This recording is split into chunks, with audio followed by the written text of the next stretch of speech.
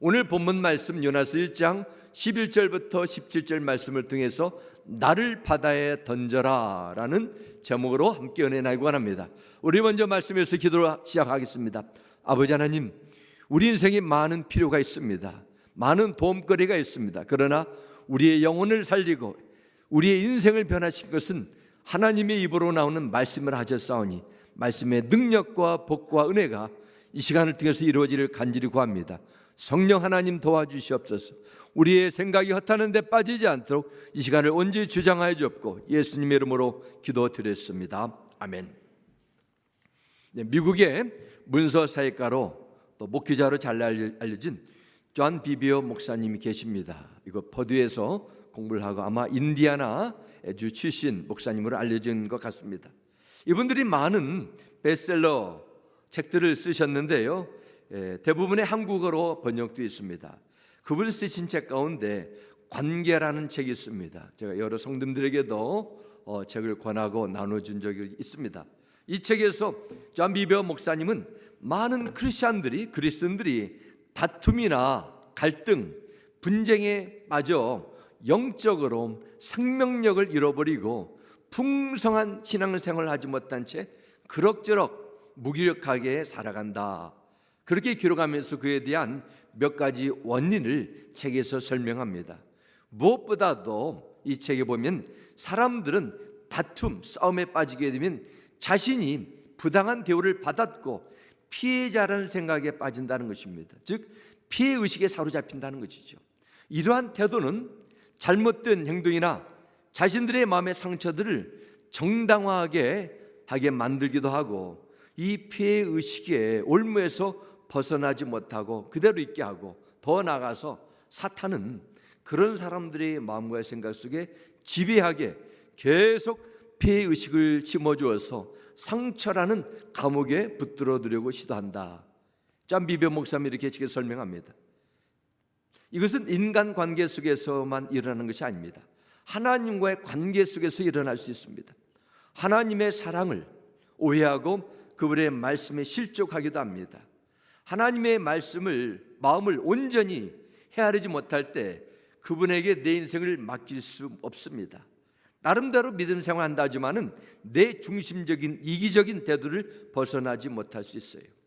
그 하나님의 마음을 깨닫기 위한 방법을 하나님은 믿는 자녀들에게 고통과 실패를 허락하시기도 합니다. 하나님은 우리의 왜곡된 삐뚤어진 생각의 틀을 깨트리고 좀 더 넓은 관점을 가지고 이웃과 세상과 자신을 바라보고 이해할 수 있도록 돕기 위해서 고난을 허락하신다는 겁니다. 실패의 폭풍 속으로 몰아치십니다. 그런 일들을 만나게 되면 하나님, 왜 나에게만 그런 어려움과 고통을 주십니까? 저렇게 믿지 않는 불신자들은 아무런 문제 없이 떵떵거리고 성공하며 행복하게 사는 것 같은데 저는 왜 그렇습니까? 이런 의문을 던집니다. 하나님은 우리의 처절한 실패와 고통을 통해서라도 하나님과 얼마나 우리가 멀리 떨어지는가를 깨닫고 보게 하시고 회복하게 만드시고 하나님의 사랑의 깊이를 더욱더 알게 하신다는 사실입니다. 바로 오늘 본문에 나오는 요나도 그렇습니다. 선지자 요나가 하나님의 사명자로 열심히 살다가 부르심을 받았지만 그의 불순종적인 생각으로 빠져서 그가 니느웨 성으로 가지 않고 다시스로 떠나게 됩니다. 그 가운데 거대한 폭풍과 죽음의 위기를 만나게 됩니다. 여기는 하나님의 뜻한 목적이 있습니다. 요나의 삶과 그의 신앙을 회복시키고 사명자로 쓰임받기 위한 것입니다.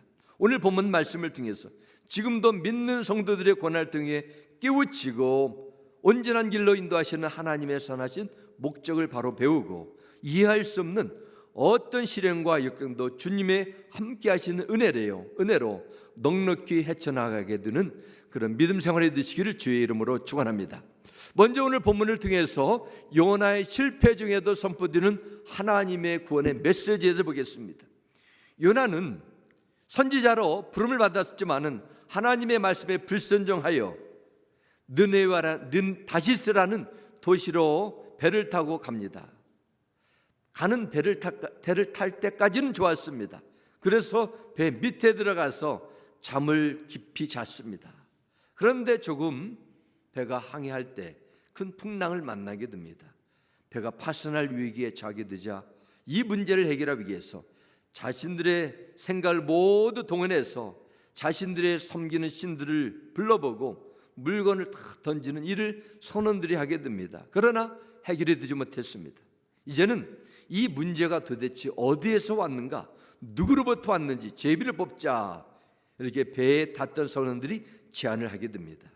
이 제비를 뽑았는데 그 많은 사람들 중에 이 요나라는 사람이 뽑혔어요. 요나는 잠시 전만 해도 배 밑에서 태평하게 잠을 자고 있었지만 지금은 많은 사람들 앞에서 이 태평, 죽음의 공포를 제공하는 원인을 제공한 자가 됐습니다.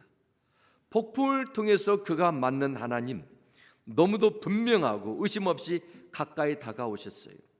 요나는 이처럼 무시한 폭풍을 경험하면서 하나님이란 분은 사람의 생각과 계획을 넘어서는 분이라는 것을 점점 깊이 깨닫게 합니다.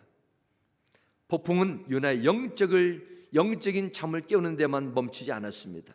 요나는 함께 배에 탄 선원들, 그 함께 거대한 폭풍을 만나는 그들도 요나가 믿는 하나님에 대해서 점점 깨우치기 시작합니다. 하나님은 이 세상 모든 만물을 지으시고 우리의 생명을 주관하시는 살아계신 전능하신 신이구나. 그들이 요나의 말을 듣고 내린 결론은 폭풍은 요나의 불순종으로 인해서 발생한 하나님의 경고라는 것을 깨닫게 됐습니다. 그럼에도 감히 선원들이 요나를 법적으로 책임을 물을 수가 없었습니다. 그들은 만약에 그들이 요나가 명백한 죄를 발견했더라면 자신들의 안전을 위해서 당장 요나를 바다에 던졌을 것입니다. 왜냐하면 그는 비록 제비에 뽑힌 그런 장본이었기는 하지만은 도덕적으로 윤리적으로 벌받을 만한 죄악을 저지르지 않았기 때문입니다. 자신들도 하나님 앞에 요나와 비슷한 죄인임을, 아니 더 악한 죄라는 사실을 깨달았던 것입니다. 11절 말씀 보면 선원들은 요나의 죄에 대해서 화를 내지 않고 오히려 요나에게 이렇게 질문을 하게 됩니다. 바다가 점점 흉흉한지라 무리가 그에게 이르되 우리가 너를 어떻게 하여야 바다가 우리를 위하여 잔잔하겠느냐 하니 말씀합니다. 우리가 너를 어떻게 하여야 바다가 우리를 위하여 잔잔하겠느냐 말씀합니다. 지금 뱃사람 선원들은 장애의 원인인 요나를 죄인으로 추궁하지 않고 죄인의 벌을 처벌하지 않고 오히려 요나에게 요나여 우리에게 어떻게 살아갈 수 있나, 생명을 건질 수 있나, 이 질문을 하게 되는 거예요. 이 세상에서 죄를 범한 사람에게 찾아가서 자유와 죄에 대한 해답을 요청한 사람은 없을 것입니다. 그런데 지금 선원은 제비 뽑기로 죄가 들통난 요나에게 죽음을 피할 수 있는 방법을 묻는 겁니다. 왜 그럴까요?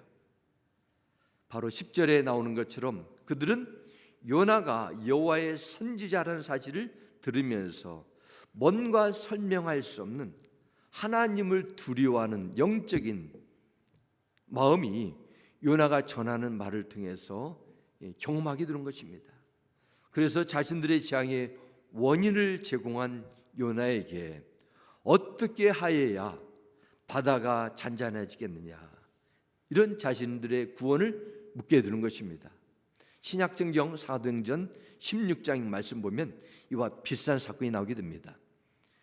바울과 실라가 빌립보에서 복음을 전하다가 감옥에 갇혔을 때 큰 지진이 나서 옥터가 흔들리고 사슬들도 벗겨져 죄수들이 다 감옥 밖으로 뛰쳐나오게 됩니다. 이때 감옥을 지키던 간수가 이 사실을 알고 스스로 목숨을 끊으려고 했을 때 사도 바울은 내 몸을 상하지 말라, 우리가 다 도망가지 않고 여기 있다, 그렇게 소리 질렀습니다. 이때 간수가 바울과 실라 앞에 엎드려 아래와 같은 질문을 하게 됩니다. 사도행전 16장 30절과 31절입니다. 그들을 데리고 나아가 이르되 선생들이여 내가 어떻게 하여야 구원을 받으리까? 지금 선원들이 요나에게 던진 질문과 비슷합니다. 하거늘 이르되 주 예수를 믿으라. 그리하면 너와 내 집이 구원을 받으리라 하고, 간수가 감옥에 갇힌 범죄자에게 구원을 물었습니다.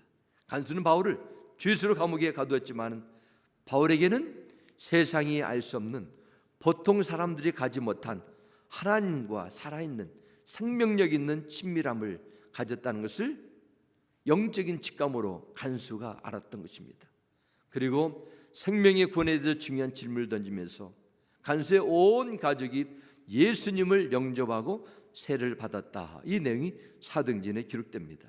이처럼 하나님께서는 지진을 통해서도, 지중해 바다의 거대한 폭풍을 통해서도 사용하시는 구원의 손길, 우리 인간의 상상과 인간의 판단과 기준을 뛰어넘는다는 것입니다.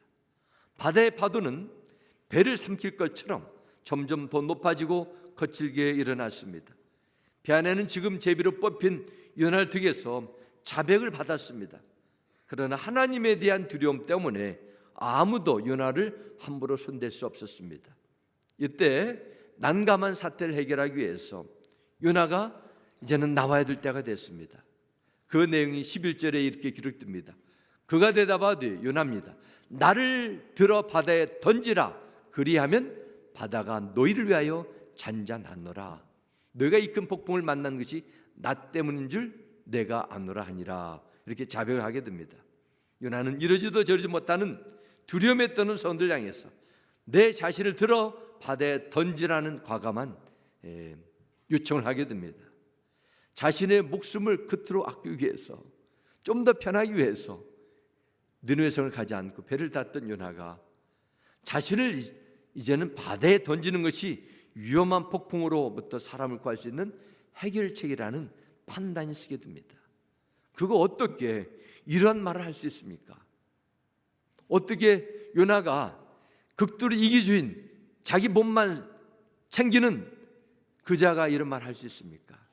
그것은 바로 하나님께서 자신의 희생을 위해서 이방인들을 살게 한 것을 깊이 뉘우쳤기 때문이라고 저는 믿습니다.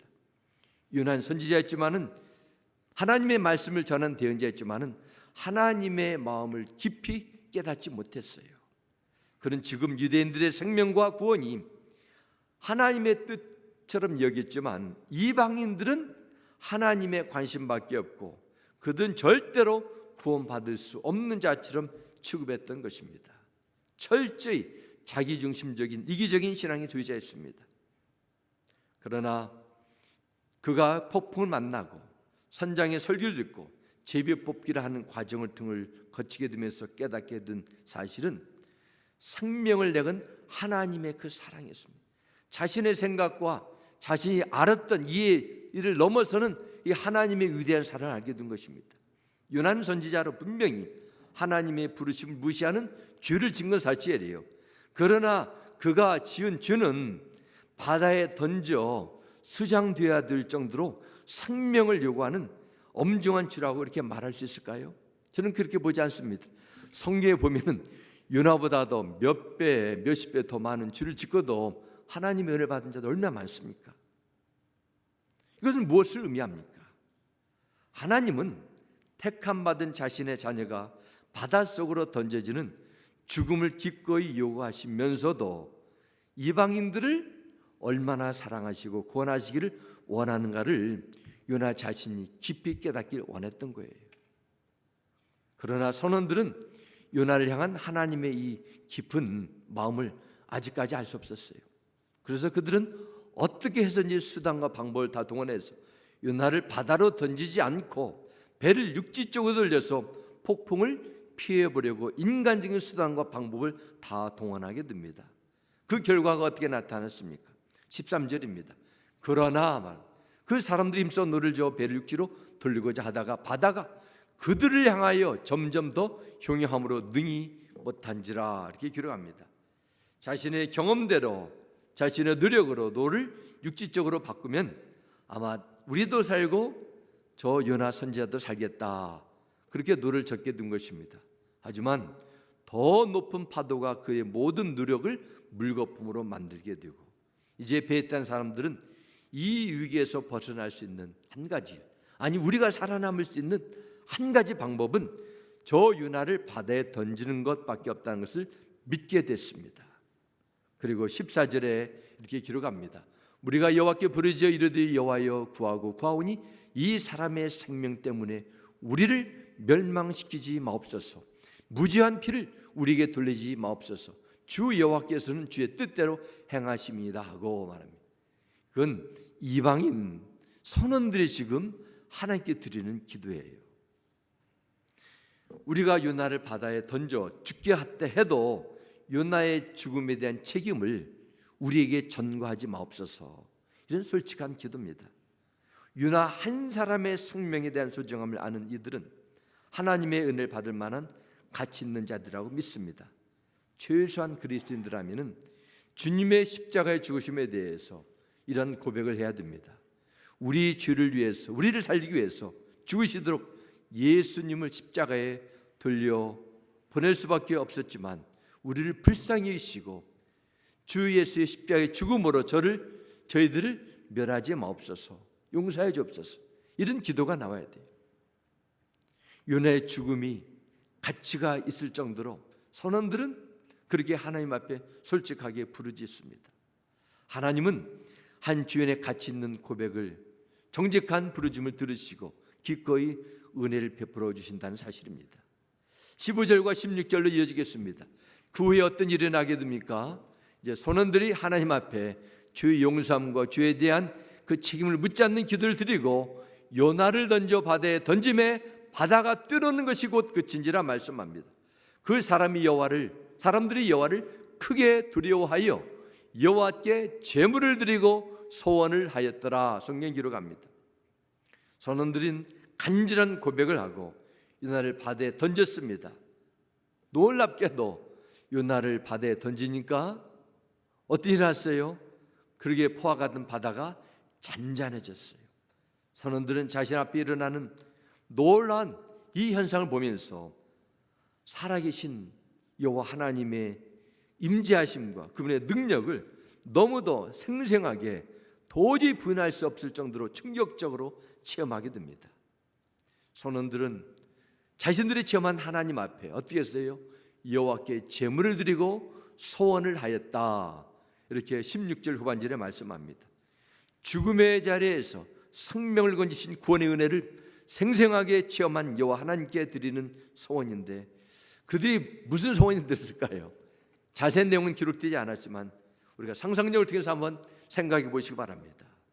아마 앞으로 그들이 우리가 우리 나라로 돌아가서 사람들 만날 때 자신들을 구원하신 여호와 하나님을 믿고 앞으로도 계속해서 희생제물을 여호와 하나님께 올려드리겠습니다.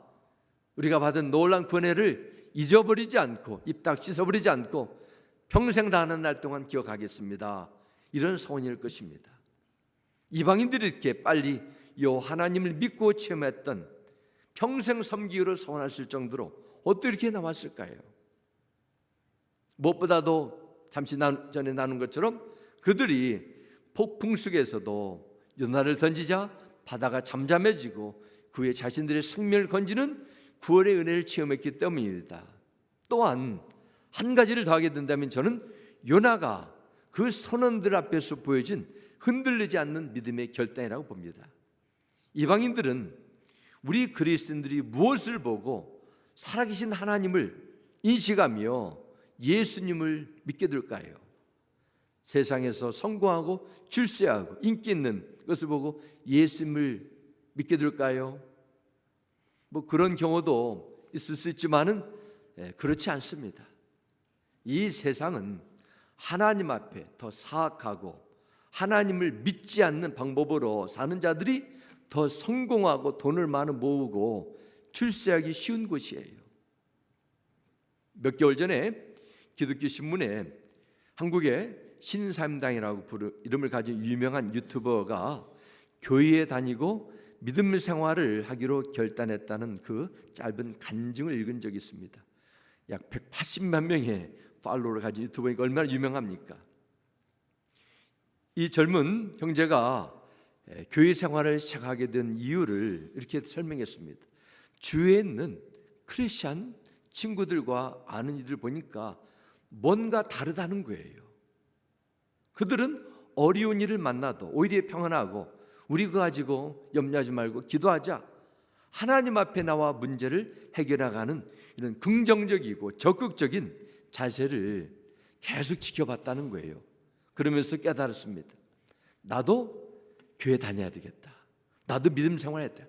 나도 저 친구를 믿는 예수님을 믿고 내 삶을 이렇게 살아야 되겠다. 그래서 마음이 열리게 됐다는 것입니다.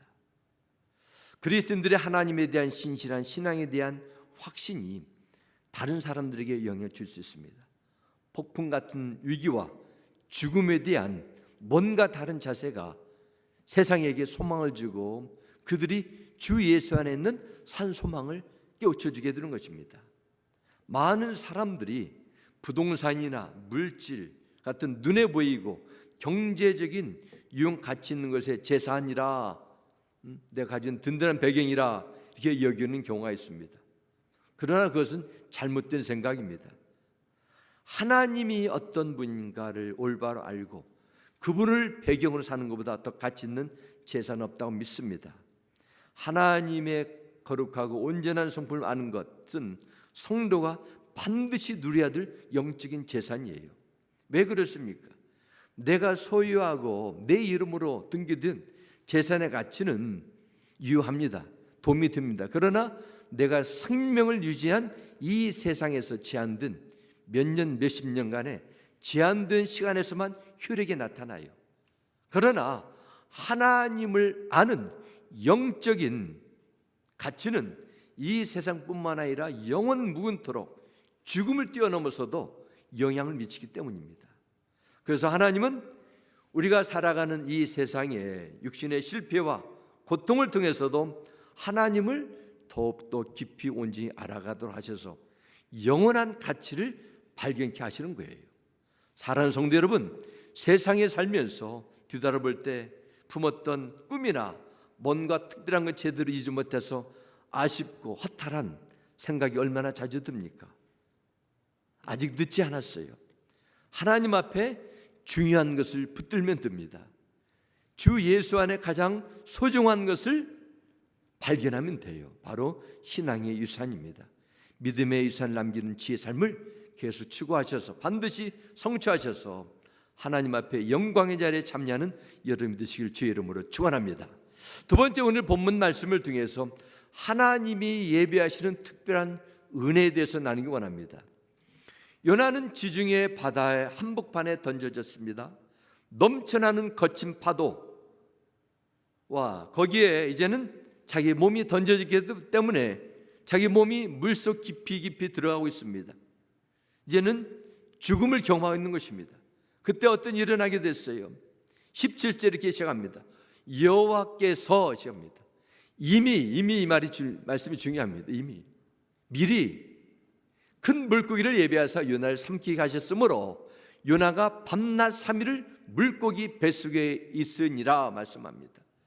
구명조끼도 없이 SOS 그런 것을 신호를 보낼 수 있는 환경도 아닌 절망적인 상태에서 던져진 사람이 어떻게 밤낮 3일, 그것도 물고기 뱃속에서 살아날 수 있습니까? 성경 기록합니다. 여호와께서 이미 큰 물고기를 요나를 위해서 예비하시고 삼키게 하셨다 기록합니다. 다시 구원해 주신 것입니다. 여호와께서 예비하셨다. 이 말씀 속에 우리에게 생각나는 인물이 있습니다. 바로 아브라함입니다. 아브라함이 사랑하는 독자 이삭을 제물로 바치라는 하나님의 명령에 따라 모리아에 있는 한 산에 도착하게 됩니다. 아브라함이 여호와의 명령대로 이삭을 묶고 나무 단위에 올려놓고 칼을 들어 잡으려 했을 때 하나님의 천사가 하늘에서 아브라함을 2번 부릅니다. 그 아이에게 내 손을 대지 말라. 아무도 일도 그에게 하지 말라. 내가 내 아들 내 독자라도 내가 아끼지 않은 것을 내가 봤기 때문에 내가 이제 내 하나님을 진정으로 경외하는 줄 내가 알겠다 말씀합니다. 이때 아브라함이 눈을 들어가지고 주변을 보니까 수양 한 마리가 불에 걸려 있었고 그 양을 잡아다가 하나님 앞에 번제를 드리게 됩니다. 그래서 아브라함은 그 사건을 가리키기 위해서 그 땅을 여호와 이레 불렀는데, 바로 오늘 본문에 나오는 17절 말씀처럼 하나님께서 준비하셨다 이 뜻입니다. 하나님은 무작정 일을 명하시는 분이 아닙니다. 그를 할 수 있도록 준비하시는 분이에요. 신명기 1장 33절을 말씀합니다. 그는 너희보다 먼저 그 길을 가시며 장막 칠 곳을 찾으시고 밤에는 불로 낮에는 구름으로 너희가 갈 길을 지시하신 자이시니다 라 말씀합니다. 이스라엘 백성 200만이 넘는 그 거대한 민족 국가가 어떻게 생명이 존재하지 않는 광야 생활을 40년 동안 할 수 있겠습니까? 하나님께서 그들 앞에 미리 다 가셔서 예배해 주시고 필요를 다 채워주신 거예요. 우리의 의식주를 책임지시고 순종하는 자, 하나님의 백성에게 이러한 은혜가 있음을 믿으시기 바랍니다. 요한복음 14장 1절과 2절은 말씀합니다. 너희는 마음에 근심하지 말라. 하나님을 믿으니 또 나를 믿으라. 내 아버지 집에 거할 곳이 많도다. 그렇지 않으면 너희에게 일렀으리라. 내가 너희를 위하여 거처를 예배하러 가노니 말씀합니다. 예수님께서 어떤 말씀을 주셨어요? 이 세상에 먹고 살고 하는 문제로 고민하고 근심하고 염려에 빠지지 말라는 것입니다. 내가 비록 너희를 떠나지만은 영원한 천국에 너희를 위하여 영원히 살 처소를 예배하러 간다 말씀하셨습니다. 사랑하는 성도 여러분, 우리 아버지 하나님은 여러분의 가장 중요하고 필요한 것, 죽음 이후에도 천국에서 영원토록 살 수 있는 처소까지 예비해 주시기 위해서 이 세상에 유아들 예수 그리스도를 보내주신 여호와 이레가 되심을 믿으시기 바랍니다. 17절 말씀 보면은 요나는 밤낮 3일을 물고기 속에 있었어요. 그러면 하나님은 왜 물고기 뱃속에서 요나를 3일 동안 가두어 주실까요? 이왕 살리려면 빨리 살려서 느느웨 성으로 보내지 3일 동안 그를 뱃속에, 큰 물고기 뱃속에 머물다 하셨을까요? 그 이유를 아시는 분은 한 분밖에 없습니다. 바로 예수님밖에 없어요. 요나가 큰 물고기 속에서 3일을 지낸 사건은 죄로 타락한 인간의 죄악에 대한 하나님의 진노와 심판을 십자가에서 다 받아주신 예수님의 죽음과 부활을 상징하고 있습니다. 어느 날 서기관들과 바리새인들의 흠집을 잡기 위해서 예수님께 표적을 구했습니다. 당신이 하나님의 아들이 메시아야? 표적을 보여줘, 능력을 보여줘. 이렇게 질문했을 때 예수님은 마태복음 12장 39절과 40절에 이렇게 말씀합니다. 예수께서 대답하여 이르시되 악하고 음란한 세대가 표적을 구하나 선지자 요나의 표적밖에는 보일 표적이 없느니라. 요나가 밤낮 사흘 동안 큰 물고기 뱃속에 있었던 것 같이 인자도 밤낮 사흘 동안 땅속에 있으리라 말씀하십니다. 바로 요나가 3일 동안 물고기 뱃속에 있었던 것처럼 예수님께서도 십자가에 죽으신 후에 3일 동안 무덤 속에 계시다가 3일 만에 부활하신 것이 바로 하늘로부터 내려온 하나님의 아들 구원자라는 표적이 될 것이라 이렇게 말씀하셨어요. 예수님 이전에는 하나님 아버지께서 왜 유나에게 뱃속에 3일 동안, 물고기 뱃속에 3일 동안 묶어두셨는지 그 이유를 제대로 알지 못했을 것입니다. 주님의 사역 당시에도 이 사악한 종교 지도자들처럼 표적만 구하지 예수님께서 왜 세상에 오지 이유를 몰랐습니다. 그러나 주님은 인간의 몸을 입고 연약함의 한계를 지니고 세상에 오신 목적을 분명히 알고 계셨어요. 온 인류의 죄를 위해 십자가에 죽어야 하나님의 진노와 심판을 다 거둬가실 것을 아셨기 때문입니다.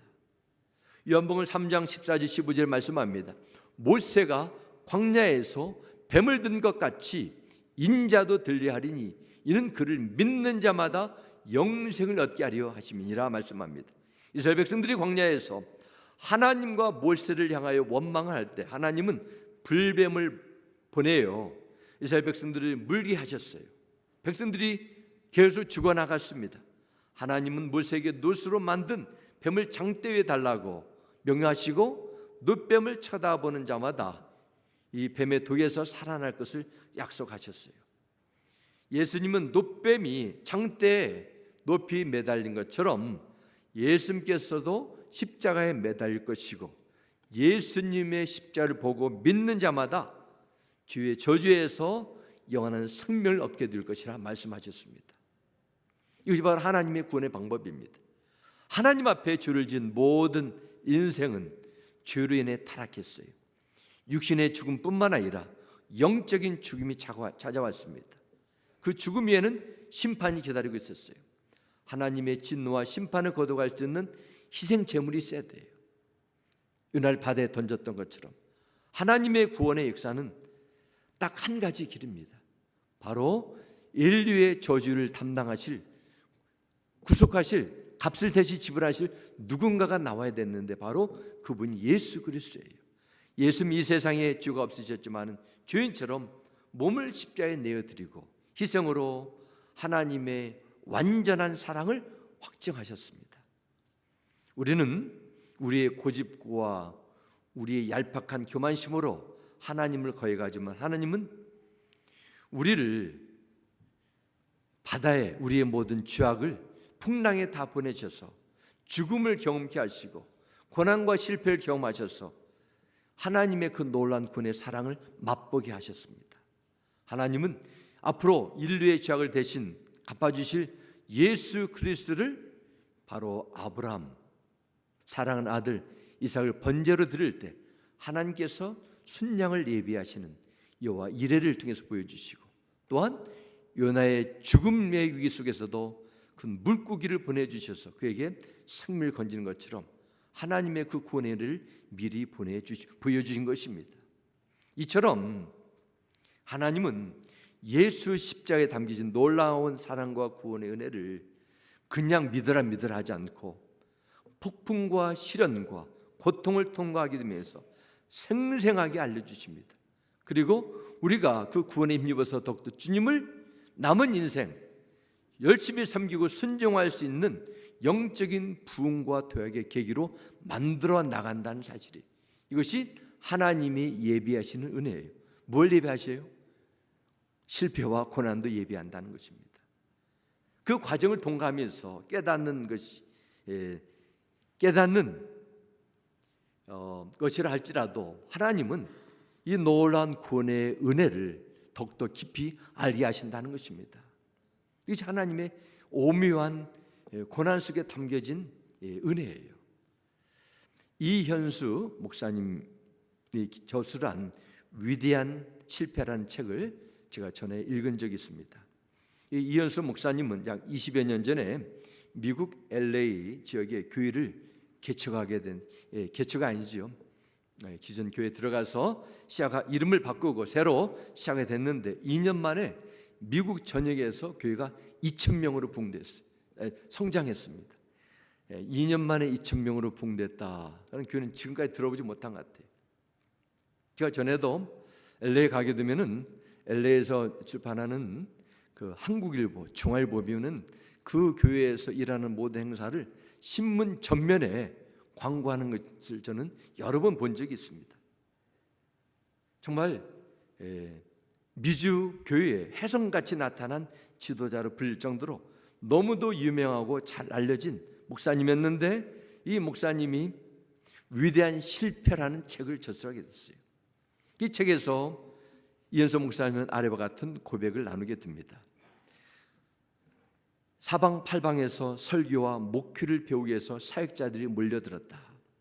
사람들의 선망의 대상이 되자 모든 사람들이 나를 다 사랑한다는 착각에 빠졌다. 그러나 누가 상상이나 했겠는가? 10년이 지난 오늘 내가 실패에 대해 책을 쓰게 될 줄이야.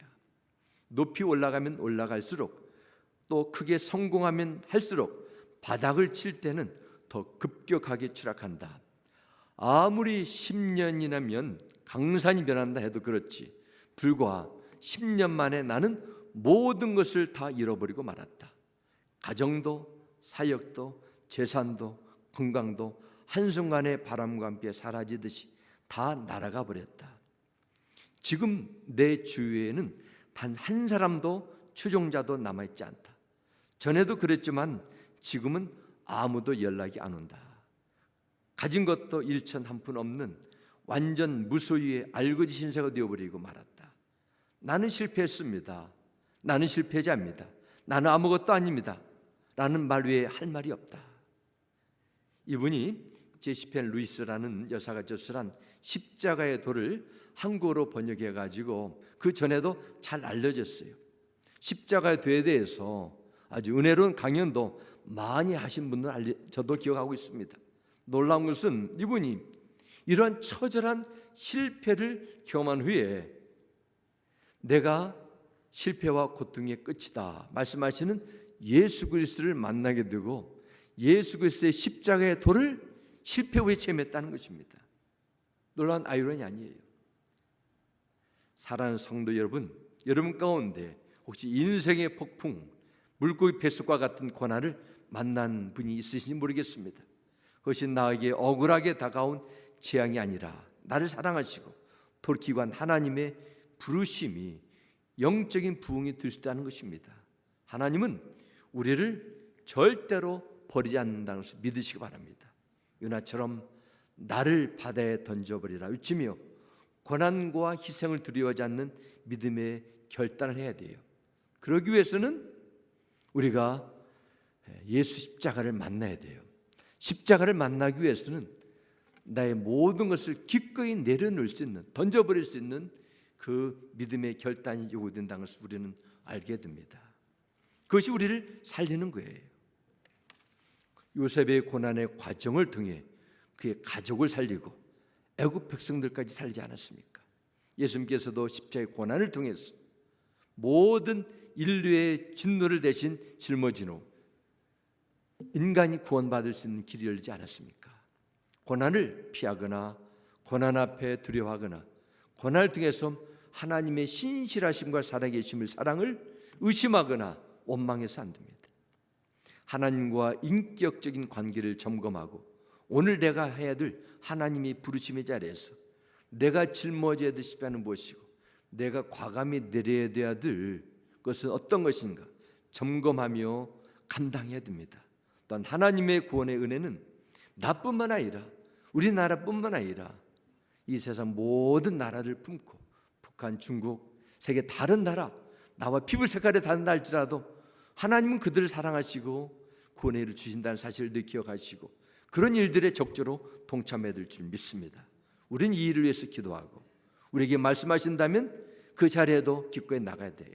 그럴 때 우리 신앙도 살아나고 주에 있는 다른 많은 영혼들도 함께 구원의 은혜를 누리게 될 것입니다. 고난을 두려워하지 않는 결단이 우리의 마음과 삶을 정금같이 변화시켜 예수 그리스도에 있는 하나님의 그 놀라운 십자가의 구원의 도를 깊이 체험케 하고 세상을 변화시키는 능력 있는 하나님 나라의 백성 그리스도인으로 살아가기를 주님의 이름으로 축복합니다. 우리 함께 기도하겠습니다. 아버지 하나님, 주신 귀한 말씀 감사합니다. 요나는 하나님을 알았습니다. 하나님의 부름을 받았습니다. 구원의 소식을 전했습니다. 그러나 그는 자신을 내려놓지 못했습니다. 견고한 이기적인 자신 중심적인 그런 인생과 그런 신앙을 가졌을 때 하나님은 폭풍을 허락하시고 지중해 위기를 허락하셔서 그의 자아를 깨뜨리시고 영적인 회심과 예수 안에 있는 구원의 은혜를 체험케 하셨습니다. 아버지 하나님, 우리가 십자가를 압니다. 예수님도 압니다. 그러나 우리는 머리로만 압니다. 내가 죽지 않았습니다. 아직도 내 안에 있는 세상에 있는 미련, 육신의 욕심, 자아가 깨트려지기 원합니다. 그래서 우리는 주 예수님을 인격적으로 만나고 십자가의 구원의 은혜를 체험하게 하여 주시옵소서. 주 예수님 이름으로 기도드렸습니다. 아멘.